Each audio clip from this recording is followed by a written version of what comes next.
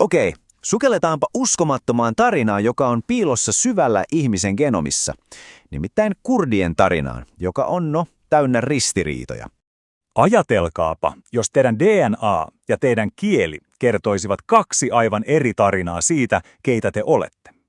No, kurdeille tämä ei ole mikään hypoteettinen pohdinta. Se on heidän 10 000 vuoden ikäinen geneettinen paradoksensa.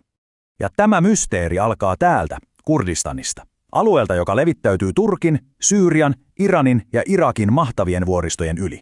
Juuri täällä, näissä maisemissa, palapelin palaset alkavat loksahdella paikoilleen.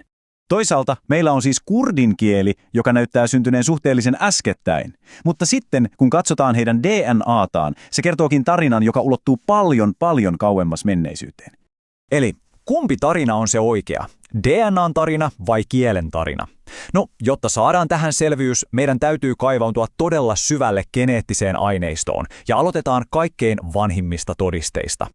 Lähdetään liikkeelle siitä kaikkein vanhimmasta peruskalliosta, eli kurdien perimän syvimmästä ytimestä, ja se löytyy, uskokaa tai älkää, aivan ensimmäisten maanviljelijöiden jäänteistä.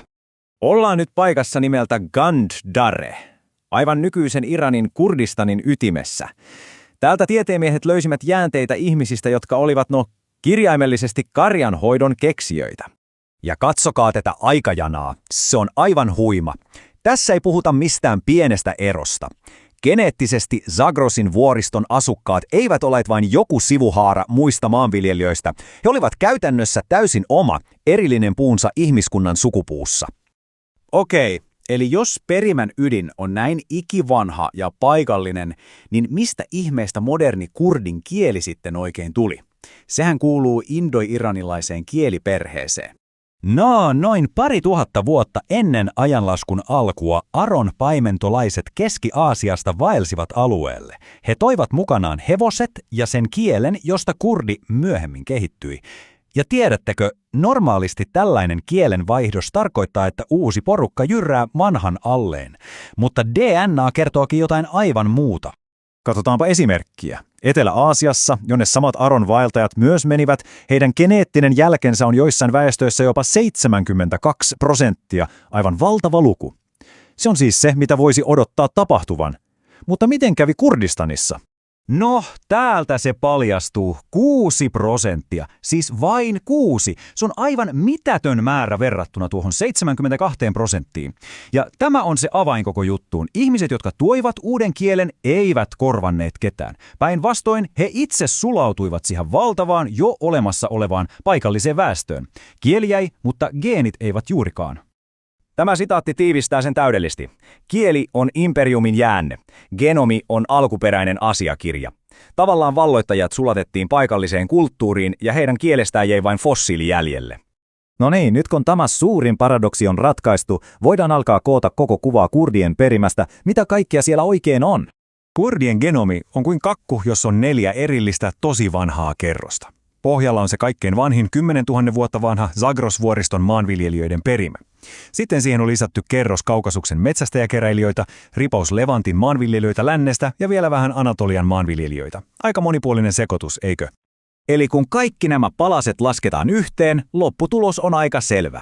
Noin 80% nykykurdeista on perimältään alkuperäistä Lähi-idän väestöä. Aroilta tullut indo-iranilainen vaikutus on vain noin 12%.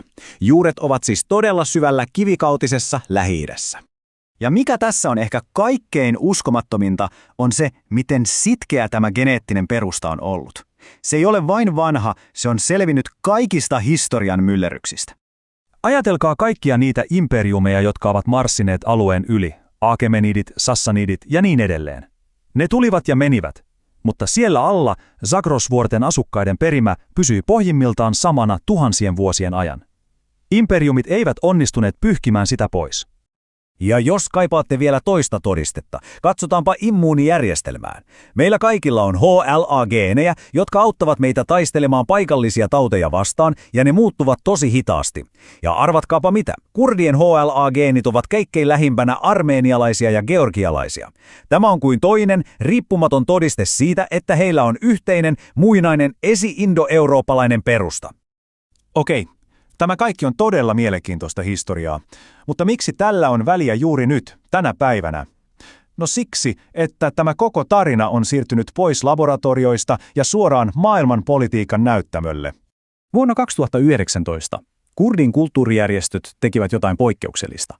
He ottivat tämän geneettisen datan ja toimittivat sen YK:lle todisteena heidän oikeudestaan alkuperäiskansana asua alueellaan.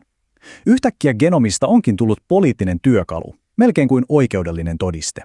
Ja tässä me nähdään se yhteentörmäys. Geneettinen data kertoo, että kurdit ovat yksi Lähi-idän perusväestöistä. Mutta alueen valtioiden poliittisissa tarinoissa heidät usein esitetään jonkun muun, kuten iranilaisten, turkkilaisten tai arabien sivuhaarana. DNA:n mukaan kurdit eivät ole oksa toisessa puussa, vaan he ovat se maaperä, josta muut puut ovat myöhemmin kasvaneet. Tämä kaikki johtaa yhteen isoon kysymykseen. Kun DNA kirjoittaa historian uusiksi, kenen tarinaa silloin kuunnellaan? Ja vastausta tähän ei etsitä enää vain tiedelehdistä, vaan juuri niillä samoilla vuorilla, missä tämä koko 10 000-vuotinen tarina sai alkunsa.